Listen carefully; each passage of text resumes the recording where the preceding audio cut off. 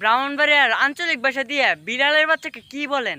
আমরা তো বিড়ালের বাচ্চাকে বলি বিলের বাচ্চা। আজকে আমরা ব্রাহ্মণবাড়িয়ার আঞ্চলিক ভাষা আর শুদ্ধ ভাষায় কি পার্থক্য এটা দেখবো।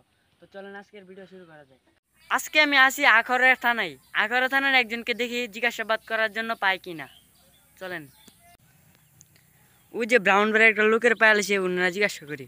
এ ভাই এদিকে আসেন। কিতা ভাই? এদিকে আসেন ভাই।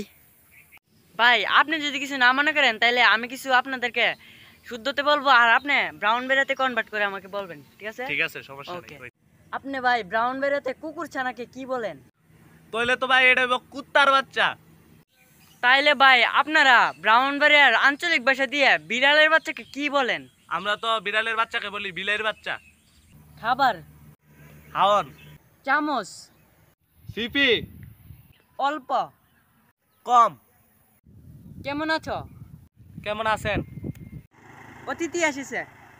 মেহমান আইছে।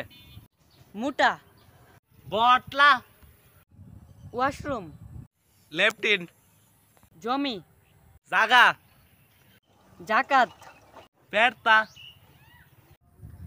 ঝগড়া, কাজিয়া, লড়াই, মারামারি, কচুরি পানা। সেনা।